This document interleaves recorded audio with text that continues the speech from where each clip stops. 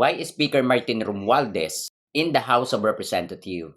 Hindi lahat ng mga leader ay kayang magdala ng katahimikan at hindi lahat ng opisyal ay kayang gawing sandigan ang institusyon. Sa panahon ni Speaker Martin Romualdez sa House of Representatives ay hindi naging arena ang kaguluhan at ito ay naging sandigan ng katatagan.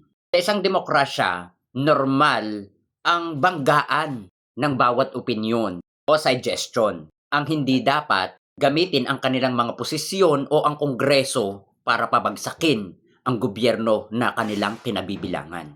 Yun ang hindi normal. Ang inyong kinakalaban, kinabibilangan nyo rin sa gobyerno, sila yung mga pinili ng taong bayan. Kaya may mga karapatan sila na bumoses. Pero ang bawat boses dapat para sa ikabubuti ng bansa, hindi para protektahan ang kanilang mga katarantaduhan.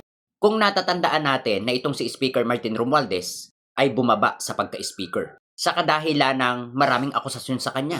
Bumaba siya hindi dahil para takasan. Bumaba siya para harapin yung mga akusasyon sa kanya at linisin ang kanyang pangalan. Sana kayo mga DDE, pagsabihan nyo rin yan si Inday Lustay. Hindi lang akusasyon ang meron siya. May mga resibo, may mga testigo, may dokumento at may ebidensya.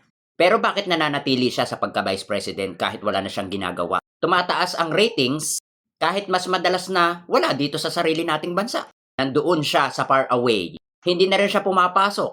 Paano tumaas ang ratings nun?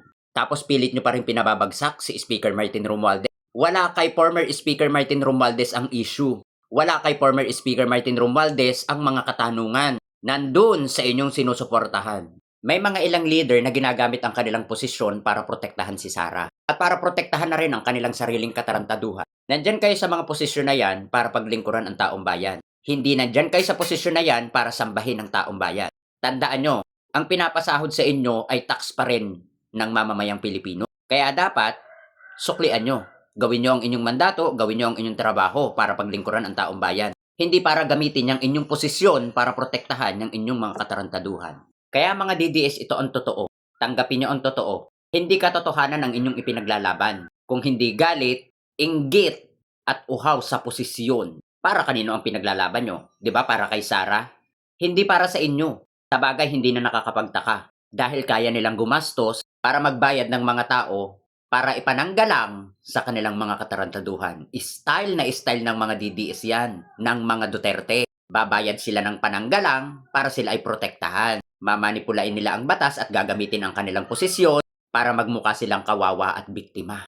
Pero ang totoo, sila ang nangbibiktima sa taong bayan at nang loloko. Doon lang tayo sa totoo mga DDS. Huwag kayong bobo yarn.